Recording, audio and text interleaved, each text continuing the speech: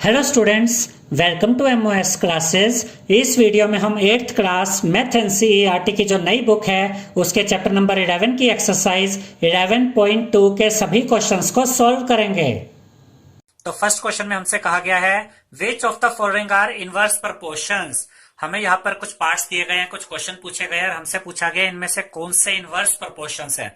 तो इस चैप्टर की जो बेसिक एक्सरसाइज की वीडियो है स्टूडेंट्स, उसमें हमने आपको समझाया था कि इनवर्स प्रपोर्शन क्या होते हैं कि जब एक चीज के बढ़ने से दूसरी चीज कम होती है या एक चीज के कम होने से दूसरी चीज बढ़ती है तो इसे हम क्या कहते हैं, इनवर्स प्रपोर्शन। तो यहां पर हम चेक करते हैं कि ये गिवन जो हमें क्वेश्चन है ये इनवर्स प्रपोर्शन है या नहीं। फर्स्ट क्वेश्चन में जितने भी पार्ट है हमें सबको चेक करना है।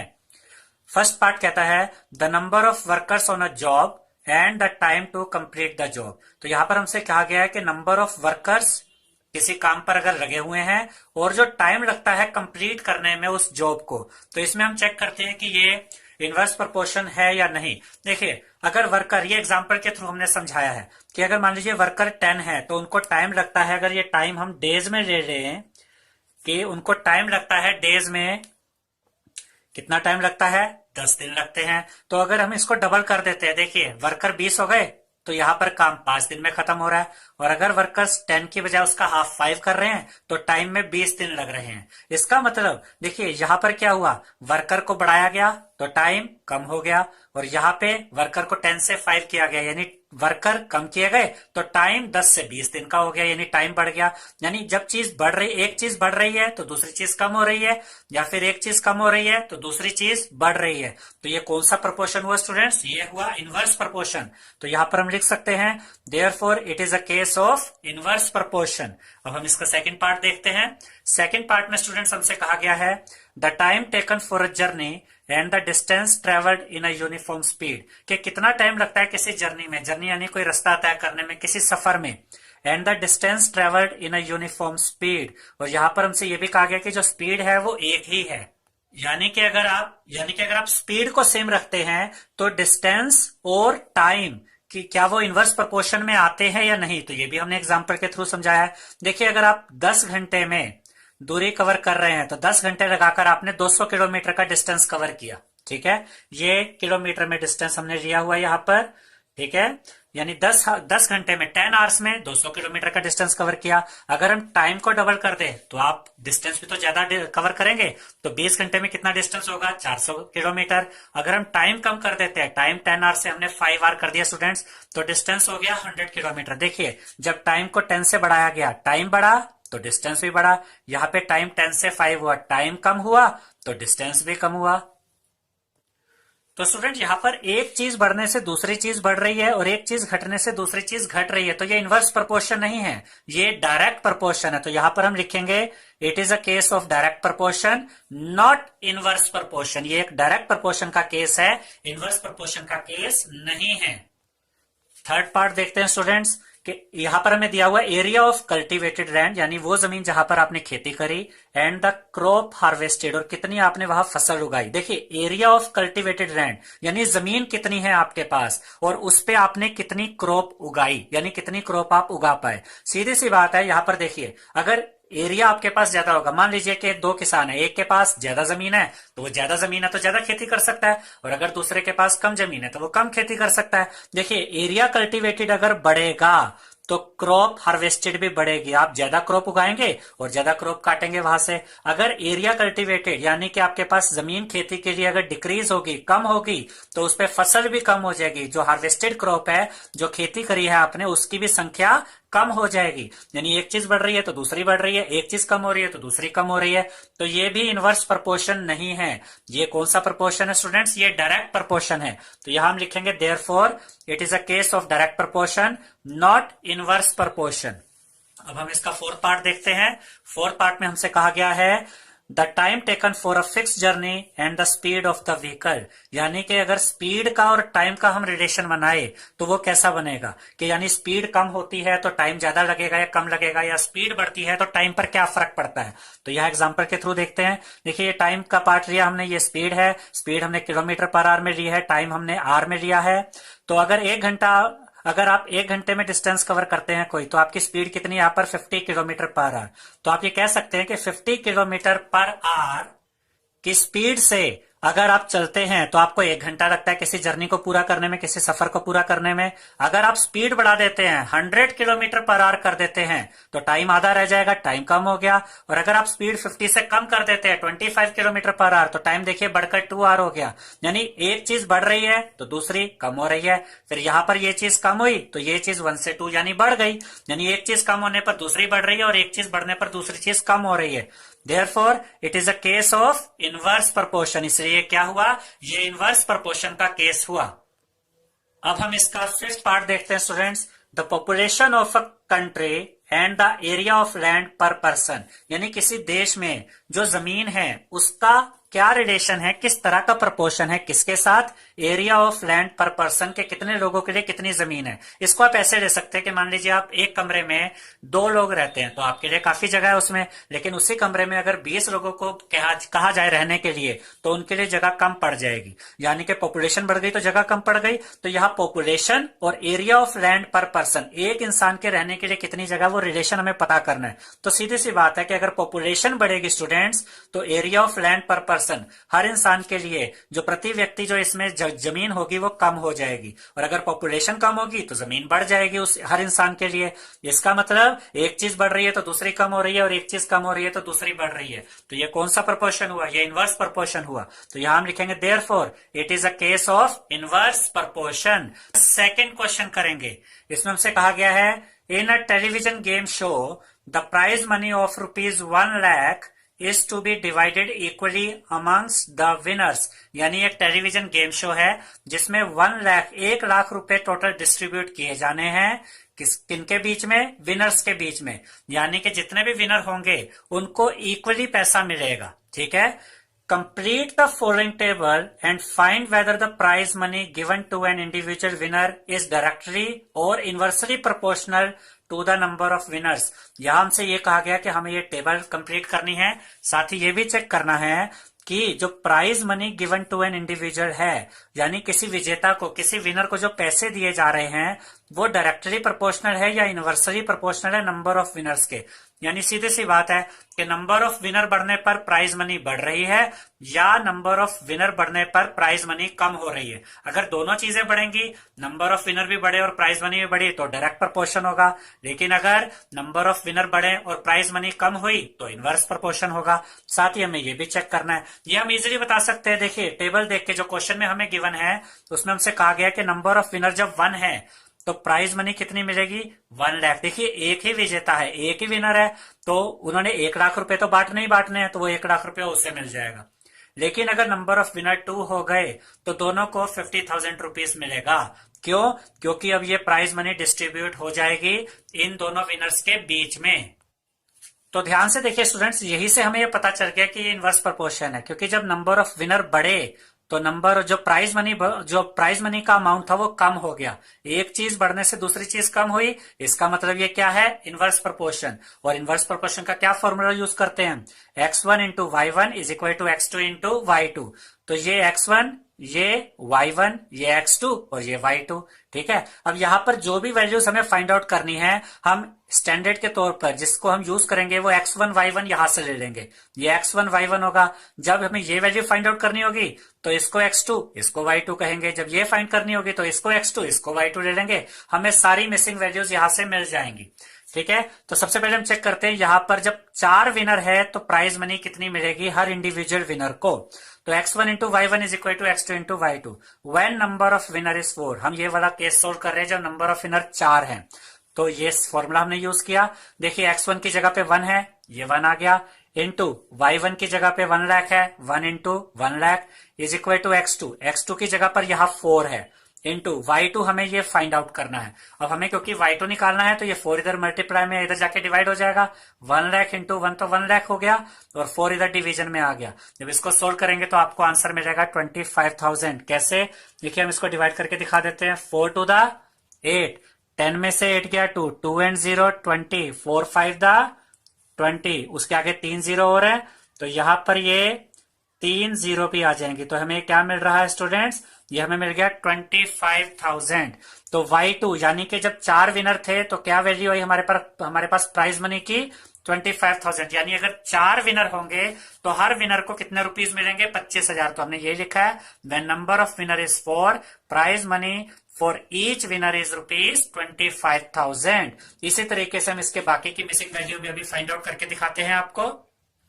इससे नेक्स्ट पार्ट में स्टूडेंट्स यहाँ पर हमें 5 विनर दिए गए हैं। अब हमें चेक करना है कि जब 5 विनर्स हो जाएंगे तो हर इंडिविजुअल विनर को कितना पैसा मिलेगा।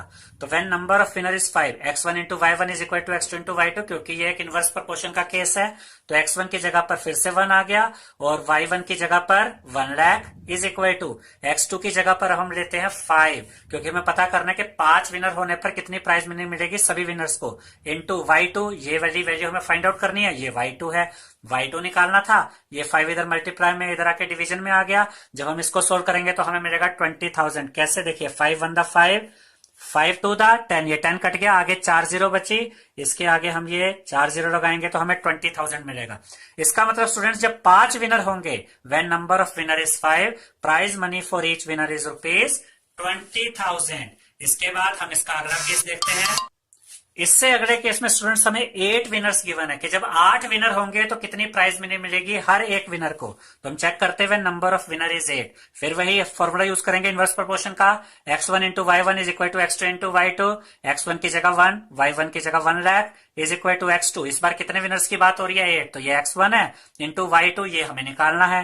8 इधर मल्टीप्लाई में इधर जाके डिवाइड में आ जाएगा, y2 की वैल्यू आ जाएगी 12,500। इसको कैसे काटेंगे, देखिए 2 4 द 8, पहले हम 2 से काट रहे हैं नीचे और ऊपर, 2 5 द 10, बाकी कितनी जीरो बची 4, 1 2 3 4।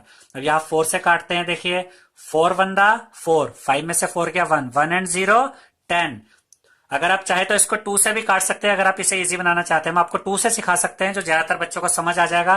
देखिए 2 2 द 4, इसको काटते हैं, 2 2 द 4, 5 में से 4 गया 1, 1 एंड 0 10, 2 5 द 10, यानी कि 50 तो पूरा कट गया, 3 0 बची, यहां पर ये 3 0 आया, अब ये 2 बचा, अब ये 2 इसको भी काट देगा, 2 1 द 2, 2 2 द 4, 1 एंड 0 10, 2 5 द 10, उसके बाद कितनी जीरो और आएंगी, 2 0 बची, वो यहां आ गई, यानी कि 12,500। इसका मतलब ये स्टूडेंट्स कि जब 8 विनर होते हैं इस कंपटीशन में तो सबको मिलेंगे 12,500 रुपए। When number of winner is 8, prize money for each winner is rupees 12,500। Next इसमें हमसे कहा गया कि अगर 10 विनर होंगे तो सबको कितनी प्राइज मनी मिलेगी। तो यहां पर सेम इनवर्स प्रोपोर्शन का ही फॉर्मूला लगेगा, ये x1 ये y1 आपस में मल्टीप्लाई हो गए इज इक्वल टू, यहां पर x2 की वैल्यू 10 है और y2 हमें ये फाइंड आउट करना है। ठीक है, y2 जो वैल्यू आएगी वो इसकी वैल्यू होगी जो यहां पर हमें मिलेगी। ठीक है, y2 निकालने के लिए 10 नीचे चला जाएगा डिवीजन में, 1 0 से ये 0 कट जाएगी, बचता है 10,000। यानी कि students when number of winner is 10, जब 10 विनर होंगे prize money for each winner is rupees 10,000, तो हर विनर को 10,000 रुपए मिलेंगे। और इसके सबसे लास्ट पार्ट में स्टूडेंट्स हमसे कहा गया कि 20 स्टूडेंट होंगे, 20 स्टूडेंट्स होंगे तो सबको कितनी प्राइज मनी मिलेगी। तो फिर से हम क्या करेंगे, इनवर्स प्रोपोर्शन का फॉर्मूला लगाएंगे और ये हम निकाल रहे हैं when number of winner is 20, x1 into y1 is equal to x2 into y2, x1 की वैल्यू 1, y1 की value 1 lakh is equal to x2 इस बार हमारे लिए क्या है यहाँ पर 20, तो x2 की जगह हमने लिया 20 इंटू y2, हमें फाइंड आउट करना है, ये y2 और कुछ नहीं है प्राइज मनी है। y2 निकालने के लिए 20 इधर डिवीजन में चला जाएगा, 1 0 से ये 1 0 कटी, बचा 2, 2 1 द 2, इसको काटिए 2 5 द 10, 1 2 3 0 बची। ठीक है, तो यहां पर फाइनल आंसर आया 5,000, y2 की वैल्यू 5,000। तो हम कह सकते हैं students when number of winners is 20, prize money for each winner is rupees 5,000। जब 20 विनर होंगे इस कंपटीशन में तो हर विनर को 5,000 रुपए प्राइज मनी मिलेगा। तो थर्ड क्वेश्चन में हमसे कहा गया students, Rahman is making a wheel using spokes, he wants to fix equal spokes in such a way that the angles between any pair of consecutive spokes are equal. Help him by completing the following table. तो यहां पर हमसे कहा गया है कि रहमान एक wheel बना रहा है, व्हील मीन्स पहिया बना रहा है जिसमें वो स्पोक्स यूज कर रहा है। देखिए यहां पर ये एक व्हील है, ये एक पहिया है। देखिए स्पोक क्या होता है, ये सेंटर है, यहां से देखिए 1 2 3 4 ये स्पोक होते हैं स्टूडेंट, ये जो आप देख रहे हैं। ठीक है। और यहां पर वो हमसे कह रहे हैं कि ये जो स्पोक्स है ये इक्वल एंगल बनाएंगे, यानी कि ये एंगल, ये एंगल, ये एंगल और ये एंगल, एक दो तीन चार, ये चारों एंगल्स भी आपस में क्या होंगे, इक्वल होंगे। ऐसे ही यहां पर चार से ज्यादा स्पोक्स यूज किए गए हैं। तो स्पोक्स अभी हम देखेंगे टेबल्स में हमें कितने कितने कहे गए हैं यूज करने के लिए। देखिए यहां पर नंबर ऑफ स्पोक्स अगर चार है तो angle between a pair of consecutive spokes है 90 डिग्री। यानी देखिए यहां पर एक दो तीन चार, अगर चार स्पोक है तो ये चारों एंगल, एक दो तीन चार, ये चारों एंगल 90 डिग्री के हैं। अगर ये स्पोक 6 हो जाते हैं, देखिए एक दो तीन चार पांच छह, तो यहां पर जो ये एंगल्स आप देखेंगे, ये जो एंगल्स दिख रहे हैं, देखिए एक दो तीन चार पांच छह एंगल्स, ये सभी एंगल्स कितने हो जाते हैं, 60 डिग्री। ऐसे ही हमें बताना है जब 8 स्पोक्स होंगे तो कितने डिग्री के एंगल रहेंगे, और एंगल्स सभी में सेम बनेंगे। यानी अगर यहाँ 90 डिग्री थे तो 90 बनेंगे, यहाँ 60 थे तो सब में सेम एंगल 60 रहेगा। ऐसे हमें बताना है जब 8 स्पोक्स होंगे तो कितने डिग्री का एंगल बनेगा, 10 स्पोक्स में कितने डिग्री का एंगल बनेगा, और 12 स्पोक्स में कितने डिग्री का एंगल बनेगा। तो सबसे पहले हम चेक करते हैं कि जब 4 स्पोक थे तो 90 डिग्री के एंगल बन रहे थे। जब ये स्पोक बढ़कर 6 हुए तो जो एंगल था वो कम हो गया, यानी एक चीज बढ़ रही है तो दूसरी कम हो रही है। तो ये कौन सा प्रोपोर्शन हुआ स्टूडेंट्स, ये इनवर्स प्रोपोर्शन हुआ। तो ये इनवर्स प्रोपोर्शन के हिसाब से हम सोल्व करेंगे। सबसे पहले अगर 8 स्पोक्स है तो कितने डिग्री के एंगल बनने वाले हैं, when number of spokes is 8, तो इनवर्स प्रोपोर्शन का फॉर्मूला होता है x1 into y1 is equal to x2 into y2। x1 की जगह यहाँ क्या है 4, और यहाँ पर देखिए ये x1 की जगह 4 है और y1 की जगह 90 है। तो यहाँ पर x1 की जगह 4 इंटू y1 की जगह 90, x2 की जगह यहाँ 8, क्योंकि हमें पता करना है कि 8 स्पोक्स में एंगल कितने होंगे, तो x2 की जगह 8 और ये y2, ये वैल्यू हमें फाइंड आउट करनी है। ठीक है, तो यहां पर y2 निकालना था, तो ये 8 इधर मल्टीप्लाई में, इधर जाके डिवाइड में आ जाएगा। अब हम इसको सोल्व करके देखते हैं। 4 1 4, 4 2 8, ये 2 आ गया। और इस 90 को जब आप 2 से डिवाइड करेंगे, 2 1 2, देखिए 2 4 8, 9 में से 8 गया 1, 1 एंड 0 10, 2 5 10, तो आपके पास क्या आंसर आता है 45 डिग्री। यानी 90 को जब आप फाइनली 2 से डिवाइड करेंगे तो 45 मिलेगा। तो y2 की वैल्यू आ गई 45 डिग्री। और y2 और कुछ नहीं है, y2 वही वैल्यू है जो हमें ये बता रही है कि अगर नंबर ऑफ स्पोक्स 8 होते हैं तो उनमें एंगल्स कितने डिग्री के बनते हैं स्टूडेंट्स, वो बनते हैं 45 डिग्री के। अब हम चेक करेंगे कि जब 10 स्पोक्स होते हैं तब कितने डिग्री के एंगल्स बनेंगे। तो students when number of spokes is 10, तो यहां पर हम लगाएंगे इनवर्स प्रोपोर्शन का ही formula, x1 into y1 is equal to x2 into y2। x1 की वैल्यू हम 4 ही ले रहे हैं और x यहां पर y1 की जगह 90, ठीक है, इज इक्वल टू, अब यहां पर x2 की वैल्यू 10 और y2 की वैल्यू ये हमें फाइंड आउट करनी है। इससे हमें पता चलेगा कि 10 स्पोक अगर लगाए जाते हैं तो एंगल्स कितने डिग्री के बनेंगे। तो ये 10 इधर मल्टीप्लाई में, यहाँ आकर डिवीजन में आ जाएगा। इस 0 से ये 0 कट जाएगी, नीचे तो 1 बचा, उसके तो कोई मतलब ही नहीं है अब। तो 9 4 36 डिग्री, तो y2 की वैल्यू आ गई 36 डिग्री। और इस बार y2 हमें क्या बता रहा है कि जब 10 स्पोक्स लगेंगे तो सभी एंगल्स कितने डिग्री के बनेंगे उनके बीच में, वो बनेंगे स्टूडेंट्स 36 डिग्री के। इसके बाद हमें बताना है कि जब 12 स्पोक्स होंगे, जब 12 स्पोक्स होंगे तो एंगल कितने डिग्री के बनेंगे। देखिए अब यहां पर हमने सोल्व किया when number of spokes is 12, तो x1 into y1 is equal to x2 into y2।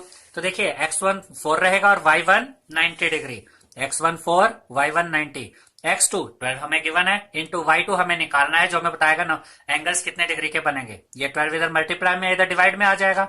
इसको सोल्व करते हैं, 4 1 4, 4 3 12। अब 90 को 3 से डिवाइड करेंगे, 3 1 3 और 3 30 90, तो y2 आ गया 30 डिग्री। इसका मतलब स्टूडेंट्स जब 12 स्पोक लगाए जाएंगे तो उसमें 30 डिग्री के एंगल्स बनेंगे उन सभी स्पोक्स के बीच में। अब इसमें आगे इसी थर्ड क्वेश्चन में स्टूडेंट्स हमें और भी 2 पार्ट्स गिवन है, वो भी हमें सोल्व करने हैं। देखिए यहां पर इसके एक और क्वेश्चन में हमसे पूछा गया, थर्ड क्वेश्चन का ही ये पार्ट है, are the number of spokes and the angles formed between the pairs of consecutive spokes in inverse proportion, की नंबर ऑफ स्पोक्स और जो स्पोक्स के बीच में एंगल बन रहे हैं। जैसे कि यहां हमने देखा था कि अगर ये एक स्पोक है, एक व्हील है और इसमें 4 स्पोक हैं, तो इसमें ये चारों एंगल कितने कितने डिग्री के आए थे, 90 डिग्री के आए थे। फिर हमने देखा कि जब ये स्पोक्स की संख्या हमने 4 से 6 कर दी थी तो यही एंगल 60 डिग्री में कन्वर्ट हो गए थे। यानी स्पोक बढ़ते हैं तो एंगल्स कम हो जाते हैं, एंगल्स की मेजरमेंट कम हो जाती है। तो हम कह सकते हैं कि yes it is a case of inverse proportion, ये इनवर्स प्रोपोर्शन का केस है, क्योंकि एक चीज बढ़ रही है तो दूसरी कम हो रही है। इसके बाद इसका एक और पार्ट देखते हैं, ये भी थर्ड क्वेश्चन का ही पार्ट है। Calculate the angle between a pair of consecutive spokes on a wheel with 15 spokes. इस बार हमसे कहा गया कि अगर 15 स्पोक्स लगा दिए जाएं तो कितने डिग्री का एंगल बनेगा उन सभी के बीच में। तो स्टूडेंट्स ये दो इंफॉर्मेशन तो हमें स्टार्टिंग से ही गिवन थी, हमने वही यूज कर ली। नंबर ऑफ स्पोक 4 थे तो उनमें एंगल बन रहा था 90 डिग्री। नंबर ऑफ स्पोक 6 हुए तो एंगल बन रहा था 60 डिग्री। अब हमसे पूछा गया नंबर ऑफ स्पोक्स अगर 15 हुए तो एंगल्स कितने डिग्री के बनेंगे, तो यहां पर भी इनवर्स प्रोपोर्शन लगेगा। देखिए इनवर्स प्रोपोर्शन तो यही से पता चल रहा है, नंबर ऑफ स्पोक्स बढ़ गए तो डिग्री कम हो गई, एंगल्स की मेजरमेंट कम हो गई। तो इनवर्स प्रोपोर्शन का फॉर्मूला लगाते हैं, x1 into y1 is equal to x2 into y2। x1 की जगह 4 लिया और यहां पर y1 की जगह 90 लिया, इज इक्वल टू x2 की जगह ये 15 आ गया, y2 ये हमें निकालना है। y2 हमें यही वैल्यू देने वाला है कि अगर नंबर ऑफ स्पोक्स 15 है तो एंगल्स कितने डिग्री के बनेंगे। तो ये 15 इधर मल्टीप्लाई में था, इधर आके डिवाइड में आ गया। इसको सोल्व करते हैं, 15 1 दा 15, 15 6 दा 90, अब 4 6 दा 24, यानी कि y2 की वैल्यू आ गई 24 डिग्री। इसका मतलब अगर 15 स्पोक लगाए जाएंगे तो उनमें एंगल्स कितने डिग्री के बनेंगे स्टूडेंट्स, उसमें एंगल बनेंगे 24 डिग्री के। एक पार्ट इसका ये और है इसी क्वेश्चन का, how many spokes would be needed if the angle between a pair of consecutive spokes is 40 degree. इस बार हमसे कहा गया है कि जो एंगल्स बनेंगे स्पोक्स के बीच में, जैसे कि ये व्हील है और ये इसके बीच में स्पोक्स हैं, तो ये एंगल्स आपको पहले ही बता दिए गए हैं कि ये सारे एंगल्स जो आप देख रहे हैं ये सभी एंगल्स रहेंगे 40 डिग्री के, लेकिन उसमें नंबर ऑफ स्पोक कितने होंगे वो हमें नहीं पता है।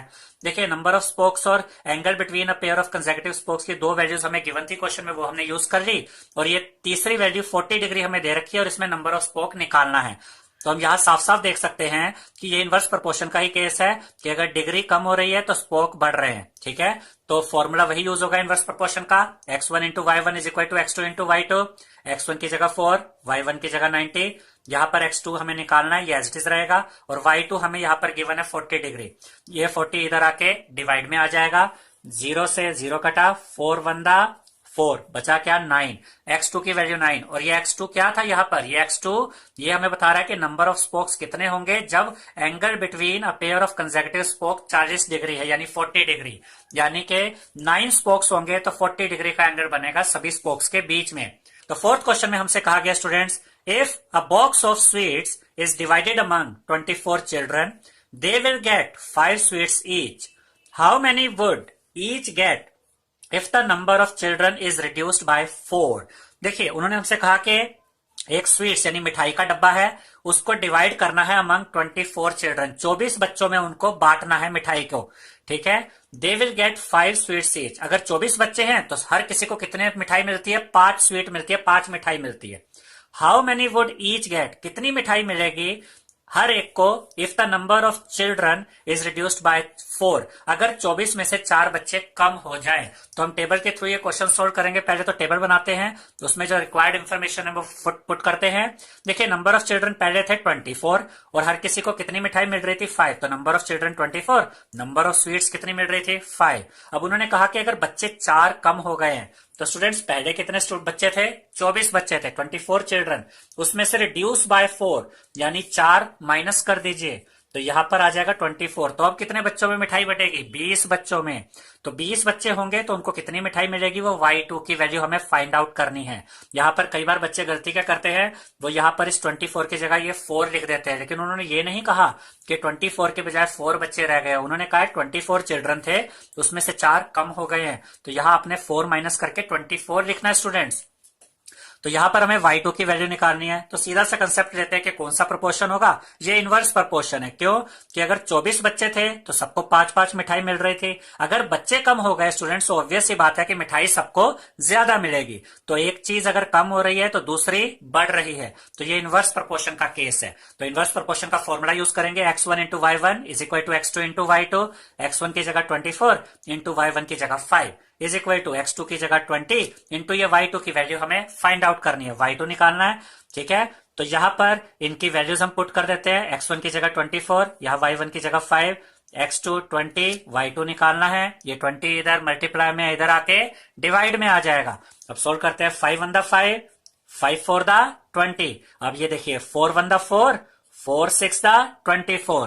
तो यहां से y2 की वैल्यू आ गई 6। और y2 किसको दिखा रहा है? y2 दिखा रहा है नंबर ऑफ स्वीट्स को। किस केस में? जब बच्चे कितने हैं? 20। यानी कि अगर बच्चे 24 से कम होकर 20 रह जाते हैं तो मिठाई जो सबको मिलेगी वो 5 की बजाय 6 मिठाई मिलेगी सबको, 6 स्वीट सबको मिलेगी। तो फिफ्थ क्वेश्चन में हमसे कहा गया है a farmer has enough food to feed 20 animals in his cattle for 6 days. एक किसान है, उसके पास 20 एनिमल्स को खिलाने के लिए खाना है और कितने दिनों तक वो खाना चल सकता है? 6 दिन तक। यानी उस किसान के पास इतना खाना है 20 एनिमल्स के लिए कि वो 6 दिन तक अपने जानवरों को खाना खिला सकता है। ठीक है, आगे हमसे कहा गया है how long would the food last if there were 10 more animals in his cattle. अगर उसके पास 10 एनिमल्स और होते तब ये खाना कितने दिन चलता। यानी कि सिंपल सा क्वेश्चन है कि 20 एनिमल्स के लिए 6 दिन के लिए वो खाना रहेगा। अगर एनिमल्स 10 बढ़ जाते हैं तब वो खाना कितने दिन चलेगा।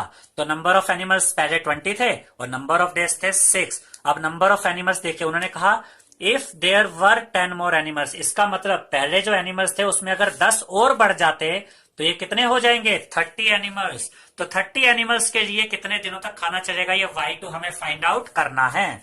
तो सिंपली ये इनवर्स प्रोपोर्शन का केस है स्टूडेंट्स, क्योंकि अगर एनिमल्स की संख्या बढ़ेगी तो खाना कम पड़ेगा उनके लिए, वो जल्दी खत्म होगा। एक चीज बढ़ रही है तो दूसरी कम हो रही है, तो इनवर्स प्रोपोर्शन का केस है।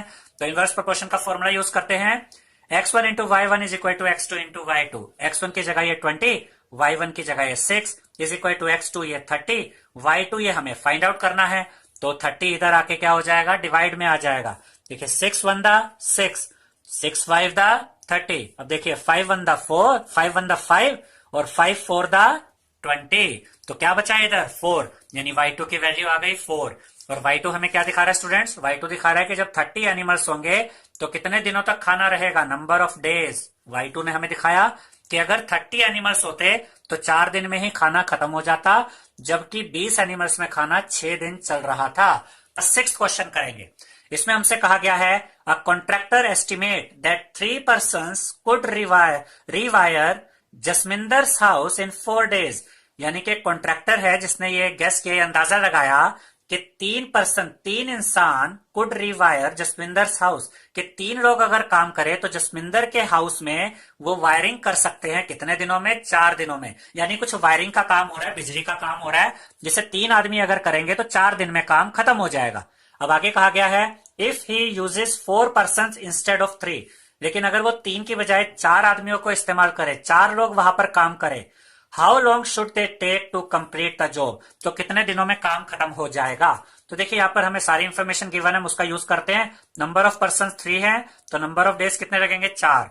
नंबर ऑफ पर्सन अगर 4 कर दिए जाए तो नंबर ऑफ डेज कितने होंगे वो हमें पता करना है। ये इनवर्स प्रोपोर्शन का ही केस है स्टूडेंट्स, क्योंकि अगर नंबर ऑफ पर्सन बढ़ेंगे तो ऑब्वियस सी बात है कि काम जल्दी खत्म होगा। ठीक है, 3 लोग अगर 4 दिन में काम खत्म कर रहे हैं तो अगर लोग बढ़ गए हैं, काम करने वाले बढ़ गए हैं, तो समय तो कम लगेगा। तो इनवर्स प्रोपोर्शन का फॉर्मूला यूज करते हैं हम। क्या है? x1 into y1 is equal to x2 into y2। x1 की वैल्यू 3, y1 की value 4 is equal to x2 की वैल्यू 4 और ये y2 हमें फाइंड आउट करना है। y2 निकालने के लिए 4 इधर डिवीजन में चला जाएगा। देखिए यहां से 4 इंटू 3 12, इसको सोल्व करते हैं। 4 1 दा 4, 4 3 दा 12, तो क्या आया? 3। y2 की वैल्यू 3 आई और y2 की वैल्यू हमें क्या दिखा रही है कि अगर 4 लोग काम करेंगे तो नंबर ऑफ डेज कितने लगेंगे? वो y2 की वैल्यू है 3। यानी कि अगर लोग बढ़ जाते हैं, 3 की बजाय 4 वर्कर काम करते हैं, तो जो पहले 4 दिन में काम खत्म हो रहा था स्टूडेंट्स, वो कितने दिन में खत्म होगा? 3 दिन में।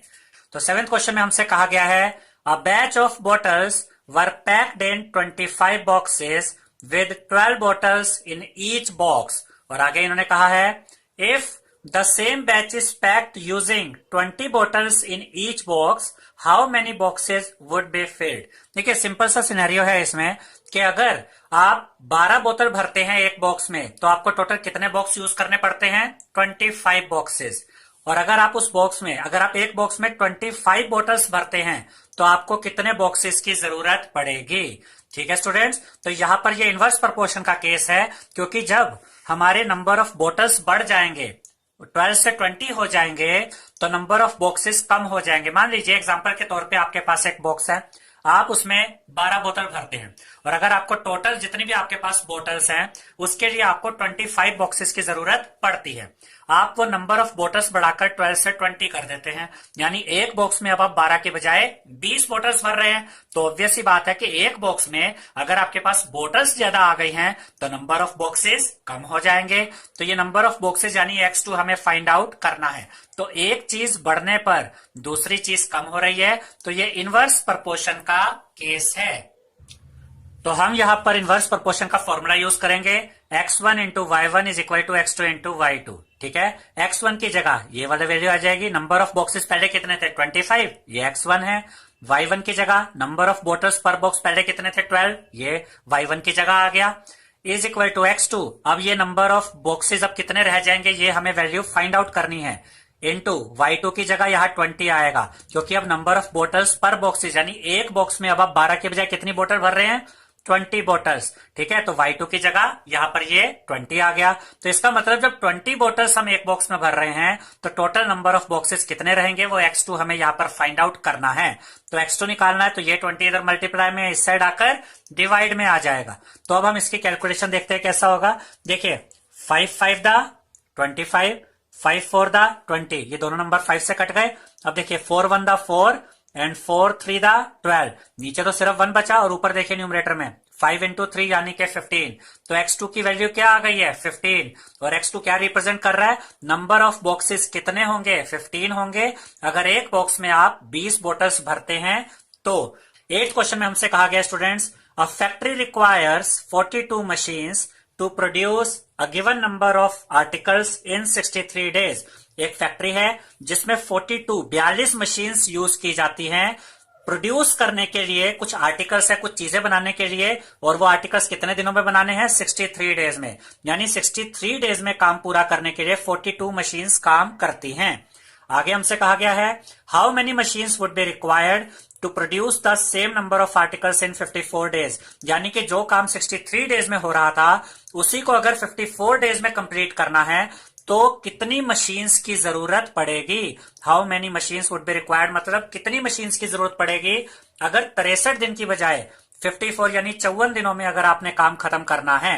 देखिए जब 63 डेज में काम पूरा होता है तो उसके लिए 42 मशीन्स काम कर रही हैं, तो 54 डेज में अगर काम पूरा करना है यानी कि नंबर ऑफ डेज कम हो रहे हैं। अगर आपको जल्दी काम पूरा करना है स्टूडेंट्स तो मशीनों की संख्या बढ़ानी पड़ेगी। इसका मतलब सिंपली ये कौन सा केस है, ये इनवर्स प्रोपोर्शन का केस है। देखिए नंबर ऑफ मशीन्स पहले 42 थी, 42 मशीन काम कर रही थी, तो कितने दिनों में काम पूरा हो रहा था 63 डेज में, तो नंबर ऑफ डेज थे 63। अब नंबर ऑफ डेज हमें कहा गया कि 54 यूज करना है, तो उसके लिए कितने नंबर ऑफ मशीन्स चाहिए, यानी ये x2 हमें फाइंड आउट करना है। एक चीज अगर कम हो रही है तो दूसरी चीज यहां बढ़ रही है। अगर नंबर ऑफ डेज हमें कम करने हैं तो मशीनों की संख्या बढ़ानी पड़ेगी। तो ये इनवर्स प्रोपोर्शन का केस है। तो इनवर्स प्रोपोर्शन का फॉर्मूला यूज करते हैं students, x1 into y1 is equal to x2 into y2। x1 की जगह ये 42 इंटू y1 की जगह ये 63 इज इक्वल टू x2 हमें ये फाइंड आउट करना है, एज इट इज आ गया, इंटू y2 ये 54 यहां पर एज इट इज। अब हमें x2 चाहिए तो ये 54 यहां मल्टीप्लाई से इधर डिवाइड में आ जाएगा। अब देखिए इसकी कैलकुलेशन कैसे होगी। अगर हम इसको कैलकुलेट करना है तो यहां पर 54 और 63 ये दोनों 9 की टेबल से कट सकते हैं। देखिए 9 6 दा 54, 9 7 दा 63, उसके बाद ये 42 इस 7 से कट सकता है, 6 1 दा 6, 6 7 दा 42, नीचे तो सिर्फ 1 रह गया और ऊपर देखिए 7 इंटू 7 यानी कि 49। x2 की वैल्यू आ गई 49, और x2 हमें क्या बता रहा है कि जब नंबर ऑफ डेज 54 होंगे यानी कि हमें 54 डेज में अगर काम कंप्लीट करना है तो number of machines he x2 है, और वो x2 क्या आ गया 49। यानी अगर 63 डेज की बजाय 54 डेज में आपको काम पूरा करना है तो आपको 42 की बजाय, ये 42 के बजाय आपको 49 मशीन्स को यूज करना पड़ेगा। 9th क्वेश्चन करेंगे। इसमें हमसे कहा गया students, a car takes 2 hours to reach a destination by traveling at the speed of 60 km per hour. How long will it take when the car travels at the speed of 80 km per hour?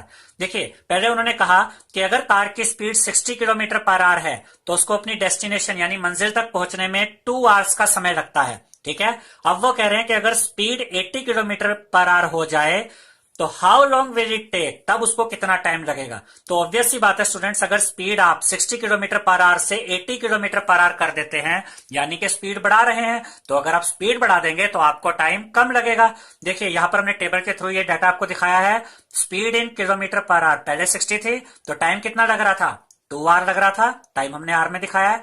अब वो कह रहे हैं कि speed 60 से बढ़ाकर 80 कर दी जाए तो टाइम कितना लगेगा, तो ये y2 हमें फाइंड आउट करना है। तो सिंपल सी चीज है कि अगर स्पीड बढ़ रही है तो टाइम कम लगेगा, एक चीज बढ़ रही है और दूसरी चीज कम हो रही है, तो कौन सा प्रपोर्शन है स्टूडेंट्स, ये इनवर्स प्रपोर्शन है। तो इनवर्स प्रपोर्शन का फॉर्मूला यूज करते हैं यहां पर, x1 into y1 is equal to x2 into y2। x1 की जगह ये देखिए यहां से ये 60 आ जाएगा, y1 की जगह ये 2 आ जाएगा, इज इक्वल टू x2 की जगह ये 80 आएगा, और ये y2 हमें फाइंड आउट करना है। y2 हमें बताएगा कि अगर स्पीड 80 किलोमीटर हो जाती है तो टाइम कितना लगेगा। अब हमें y2 चाहिए, तो ये 80 इधर मल्टीप्लाई में, इधर जाके डिवाइड में आ जाएगा। इस जीरो से ये जीरो यहां पर कैंसिल आउट हो जाएगी स्टूडेंट्स। देखिए ये 2 1 द 2 और 2 4 द 8, ये भी कट गया। अब ये देखिए 2 3 द 6 और 2 2 द 4, तो यहां पर क्या आ गया, 3/2। ये 4 भी 2 से कट गया है, ठीक है। देखिए 2 2 द 4 और 2 3 द 6, तो ये 3/2 बचा। तो y2 की वैल्यू आ गई 3/2। अगर आप इसको मिक्स फ्रैक्शन में दिखाना चाहते हैं तो आप इसको ऐसे भी दिखा सकते हैं, 3 को 2 से डिवाइड करेंगे, 2 1 द 2, क्या बचता है 1। तो यहां पर देखिए पहले ये क्वेश्चन लिखते हैं 1, फिर ये रिमाइंडर 1, और यहां पर ये आ जाता है जो डिवाइजर था 1:1/2 आवर्स बन जाएगा। आप इसमें y2 को 3/2 आवर भी कह सकते हैं और 1:1/2 आवर्स भी कह सकते हैं। और ये y2 की वैल्यू ये बता रही है कि अगर स्पीड 80 किलोमीटर पर आवर हो गई है तो टाइम जो पहले 2 घंटे लग रहा था वो अब कम होकर 1:2 आवर यानी कि 1.5 घंटा लग रहा है। 10th क्वेश्चन में हमसे कहा गया है 2 persons could fit new Windows in a house in 3 days, यानी कि 2 लोग अगर काम करें एक नए घर में विंडो लगाने का तो 3 दिन में वो विंडो लगाने का काम पूरा कर सकते हैं। अब इसमें हमें 2 सिनेरियो दिए गए हैं, दोनों ही क्वेश्चंस को हमें सोल्व करना है।